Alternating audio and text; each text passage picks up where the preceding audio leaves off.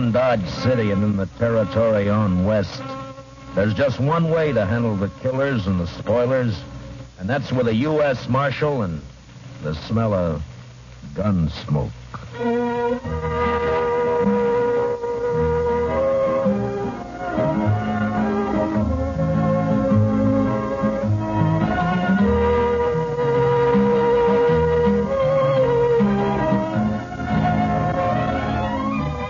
Gunsmoke, starring William Conrad. The story of violence that moved west with young America. The story of a man who moved with it. Matt Dillon, United States Marshal.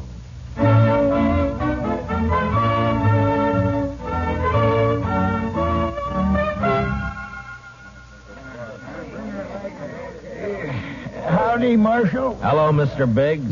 Can I give you a hand? No. This is the last batch here. Hey, wait till the flies get to these buffalo hides in the morning and be enough vultures overhead to keep the place in the shade for a week. Yeah. You know, you'll sure have your hands full by tomorrow night. It looks that way. When these boys turn them hides into cash, they'll bite the corks out of every bottle in town. And some of them look mean enough sober. Yeah. Well, you better bed down and get some sleep, Mr. Biggs. Where are your boys? I don't know. Jeff had some trouble with a dry axle up near Pawnee Rock, and Boaz stopped to help him fix it. But they shouldn't be this long behind me. Well, if I see him, I'll tell him where to find you. You can tell Jeff, but Boaz ain't even going to hear you. Why? What's the matter with him? Oh, he's riding higher than an eagle. You know that white buffalo you've been hearing about? The albino? Mm-hmm. Well, it's just Indian talk. Oh, you think so, huh? Well, if it is, Boaz sure shot himself a mighty scared buffalo. White as borax. That ought to fetch a price.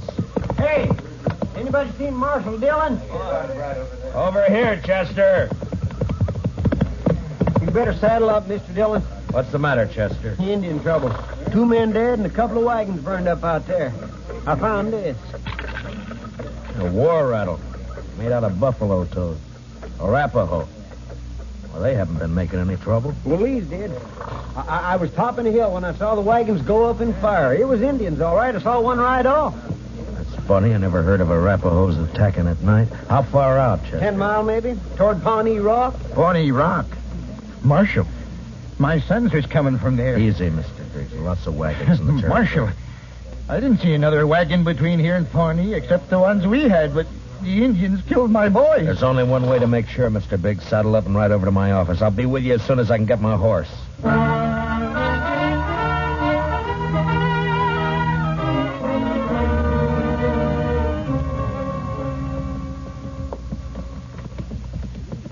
I cut back through those button willows over there when I spotted the wagons being fired. We must be close to it, then. Just over there. Right down yonder. See him? Yeah. I see him. We rode up and dismounted. The last glint of hope in Mr. Biggs' eyes died. His boys were there, all right. And it wasn't nice to see. Kill him. I'll get him first. I'll murder every redskin in the territory. We got to bring your sons in, Mr. Biggs. You know what the morning's going to be like.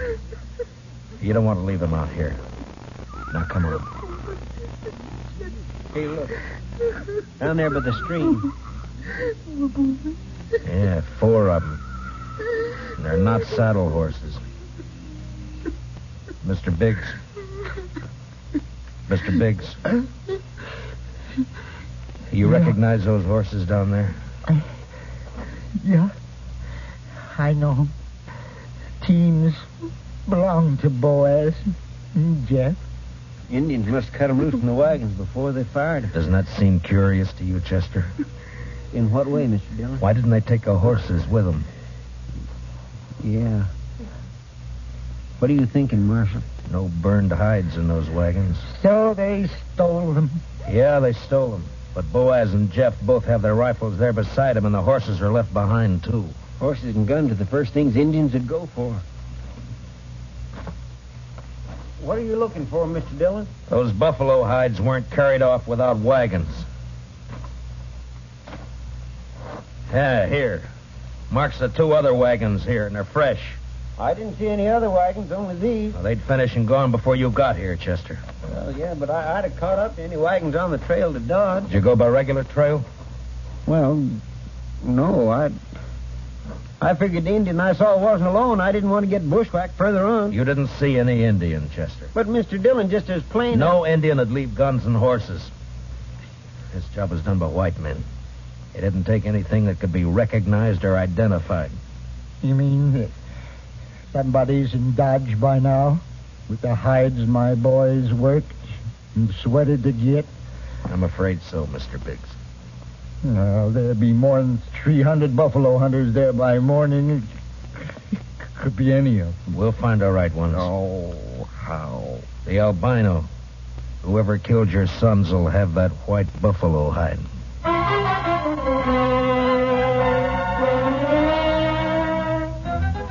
It was almost sunup when we got back to town, and more wagons had jammed the main street lining up for the unloading barns.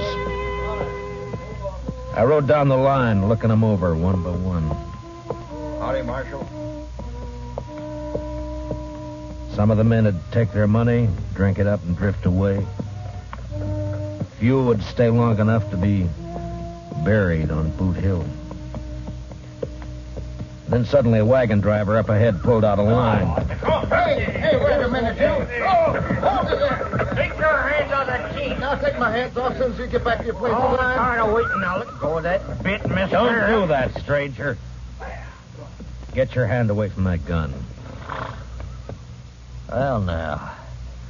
Knows any law around you. There is, so don't try making your own. You got no right grabbing my team. I got plenty right when he tries to horn in front of me, Marshal. That's a lie, Marshal. He cut Never him mind. You both want to cool your heads out in jail? Now, what's your name? Tennessee's good enough. A lot of people from Tennessee coming into the territory. Most of them are pretty peaceful. That sounds like you're saying I'm not. You move pretty fast for that gun. Man can lose his temper. You lost yours 4 times, according to the notches you've carved into that gun butt, but don't try for number 5, not here. How about you? What do you call? Charlie Kell. Charlie Kell, huh? They ever call you Chuck? No, Heard of a Chuck Kell a couple of years back, come from Kentucky. not me. Man I heard about was a gunfighter, so he never wore gloves. See, you don't either. It's pretty rough on the hands. Thanks, Marshal. I'll make sure to take better care of him. Yeah, do that. I'll be around a while, Marshal. Maybe we can have another talk. Anytime. They'd need watching. But what I wanted now was a white buffalo hide. Searching the wagons wouldn't do. There wasn't time, and a search had let the killers know that something in the hides they'd stolen could be identified. The time to find out would be when the buyers checked them. I got Biggs and Chester to cover 2 of the unloading barns, and I covered the 3rd one. And then finally daylight came, and the haggling started. Son, you want to sell those hides? Better learn how to handle your skinning knife a little better. They're as good as any. Not full of holes, they ain't. Give you $4 a hide for the bunch. You gave that last fellow 8.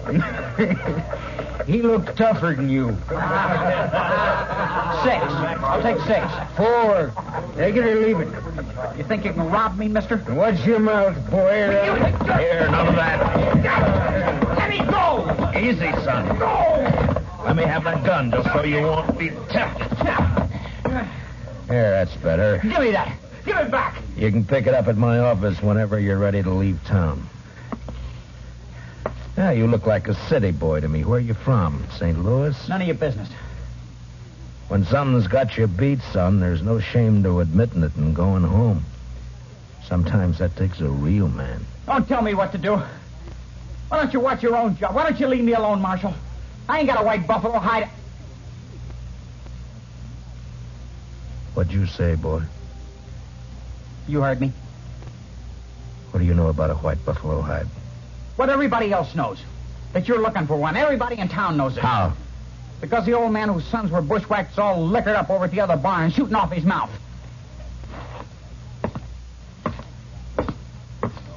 Don't go away mad, Marshal.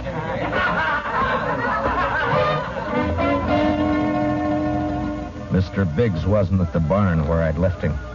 I cut through an alley to Front Street and headed for the saloons. I never got to him. Mr. Dillon? Mr. Dillon? What's the matter, Chester?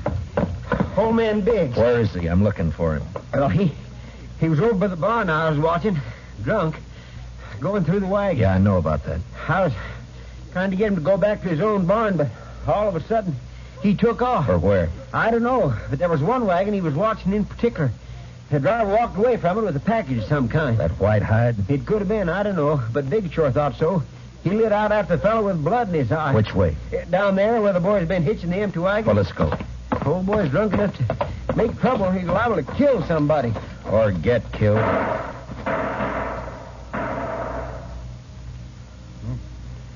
Too late, Mr. Dillon. Yeah.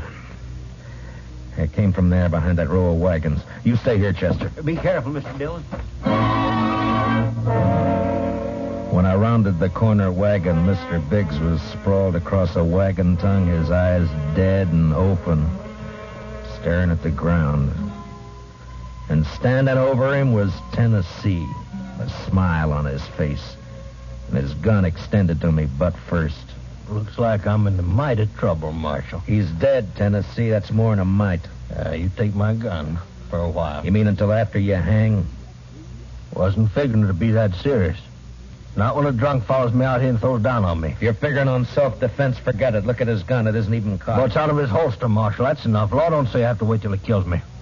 You'll have to make a jury believe that. You shouldn't have much trouble doing that, Marshal. What are you doing here, Mr. Kell?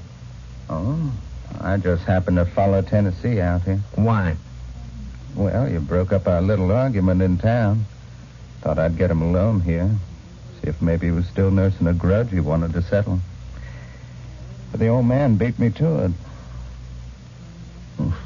Now, Tennessee here ain't exactly a friend of mine, as you know, but I hate to see any man hang when he ain't guilty. Is that your personal verdict, Mr. Kell? That's right, Marshal.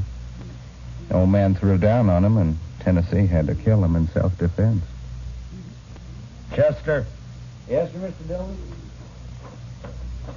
which one of them had the package? This one. This is the fellow the old man was after. All right, Tennessee, where is it? I don't know anything about a package. Look in the wagon, Chester.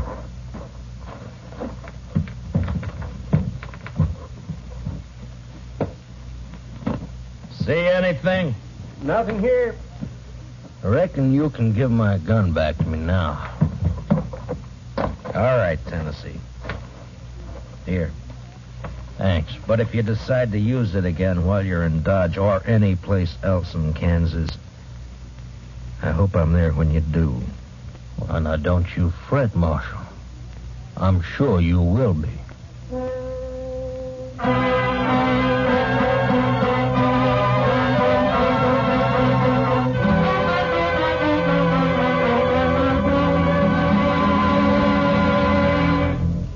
We will return for the second act of Gunsmoke in just a moment. But first, action, excitement, thrills. That's Gangbusters. Gangbusters helps to fight crime by fearlessly naming the criminals. Listen for it later this evening on CBS Radio. Now, the second act of Gunsmoke.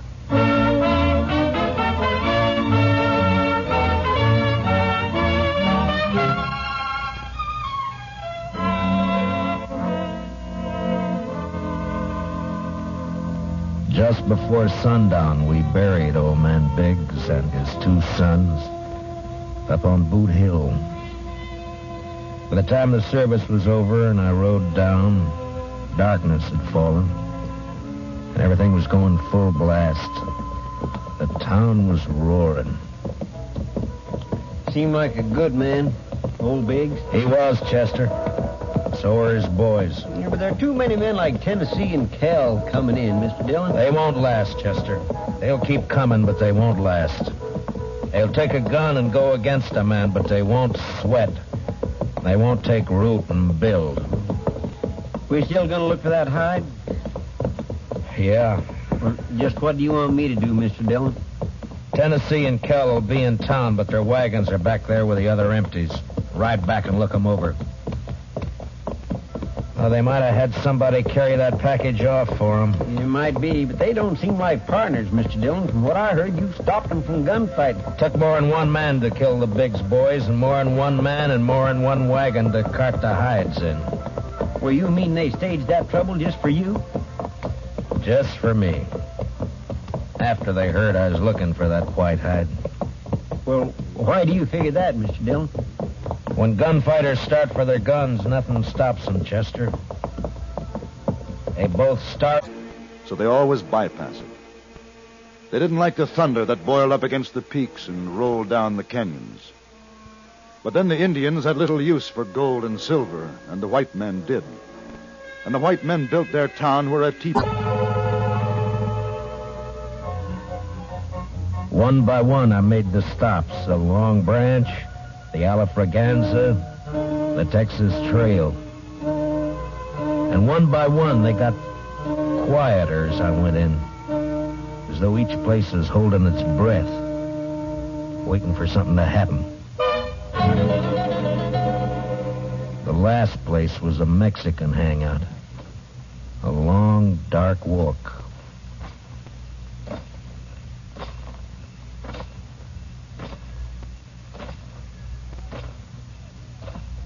Hello, Marshal. Can't see me, can you, Marshal? No. No, I can't see you, son. Too bad. Because I got another gun. They sell them around here. And I ain't going back to St. Louis. You'll fire once, son, and if you don't kill me with that, and I'll kill you. I'll gamble on that, Marshal. Marshal!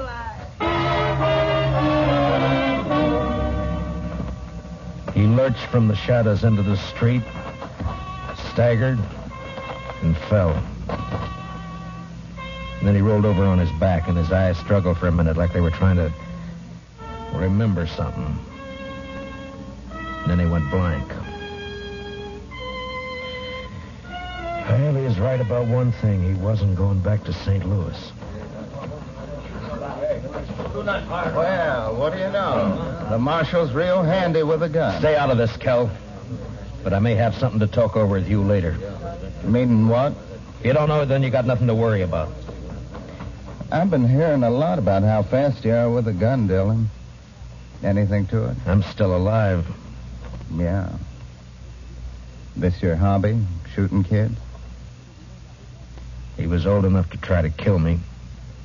I don't like it, Marshal. That's too bad, Mr. Kell. The Chuck Kell I heard about would have loved it. They said he'd killed 2 kids under 16, one of them his own brother. No, you didn't hear the whole story, Marshal. The Kell you heard about killed a marshal, too.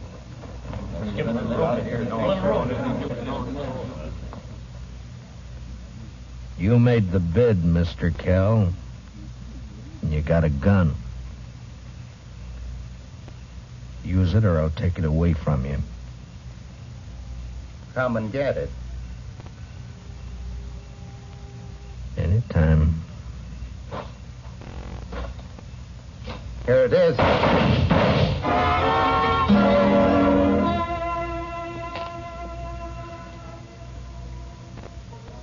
How you feeling, Mr. Dillon?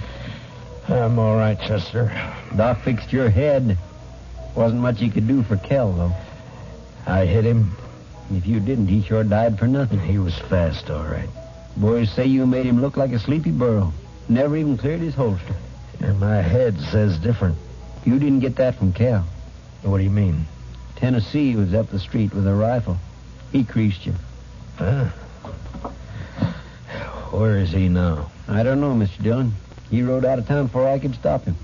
I was the only one who saw him. I was coming up street to find you. All right. Let's get out of here.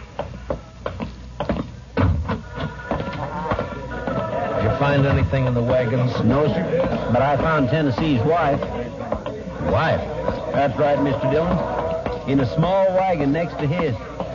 He's a squaw man. His wife's an Indian girl. Well, let's find her.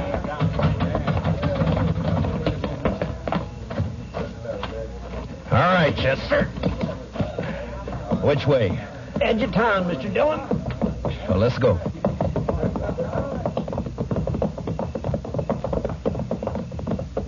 You talked to the wife? Yes, sir. Found out Tennessee and Kell were friends, all right. They left her here night before last and arranged to meet her here today. She said they were driving empty wagons when they left her. Ask her what tribe she belonged to? Didn't have to ask, Mr. Dillon. I could tell by her beads. She's an Arapaho.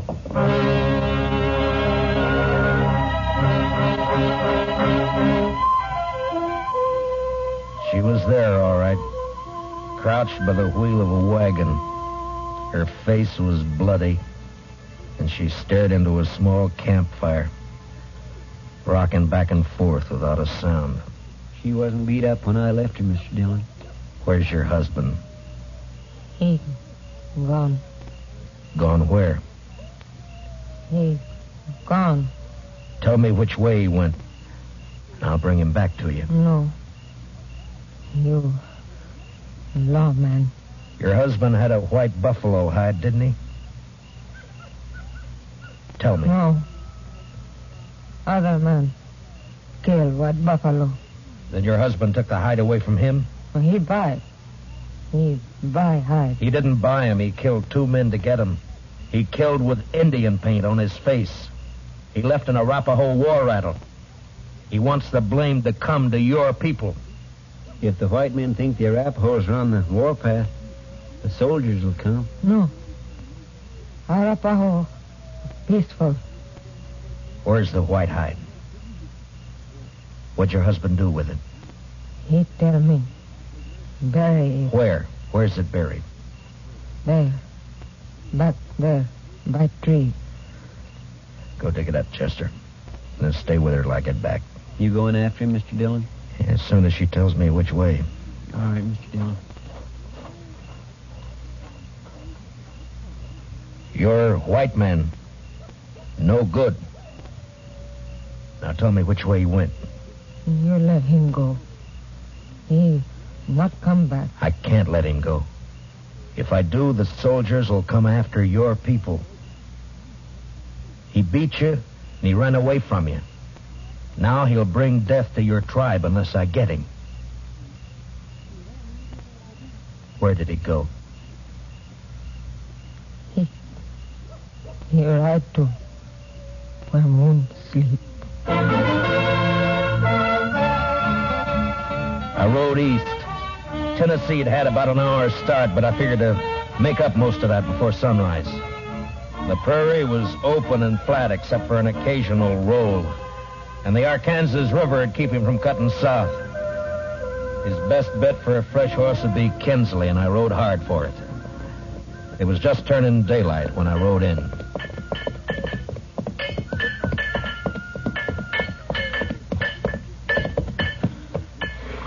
Well, howdy, Marshal. Morning. Good morning. Got a place I can water my horse? Trough right there. Just let him loose. You'll find it. Thank you. Looks like you come a long way. Dodge. Another fella here just a few minutes ago been riding hard, too. He come from up Pawnee way, though.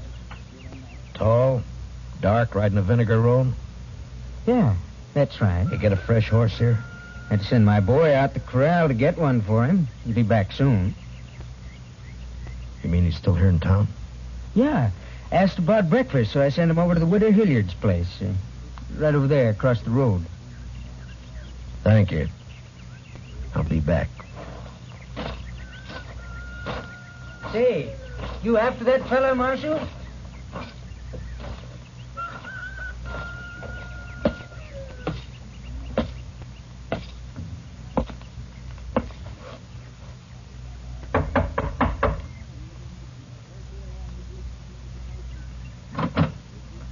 Yes? Understand you're serving breakfast, man.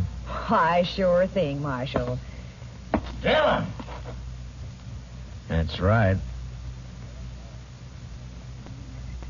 Give me a clear way out the door, or I'll kill you. Come by me, Tennessee. I'll come shooting. That's all right. But just be sure you get me this time.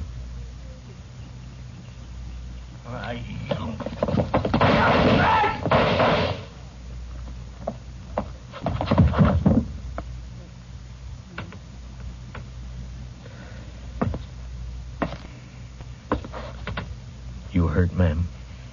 No, I'm all right, Marshal. He looks kind of dead. Yeah. Bad one, hmm? Yes'm. Gunfighter. Thief. Killer. What's your name, Marshal? Dillon, ma'am. Matt Dillon. I'm sorry about... Marshal. When my husband brought me out here 15 years ago, Indians burned this place down 3 times. I'm used to killing. You want to carry him out? I'll go fix you that breakfast.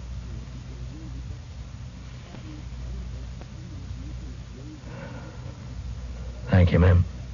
It's a long ride back to Dodge.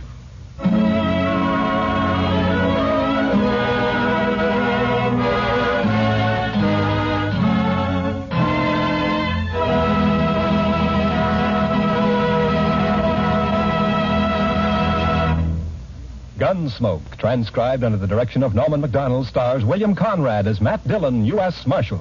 Tonight's story was specially written for Gunsmoke by Joel Murcott, with music composed and conducted by Rex Corey. Featured in tonight's cast were Stan Waxman, John Daner, and Larry Dobkin, with Sam Edwards, Lillian Baeff, Tom Holland, and Mary Lansing. Parley Bayer is Chester. Join us again next week as Matt Dillon, U.S. Marshal, fights to bring law and order out of the wild violence of the West in Gunsmoke.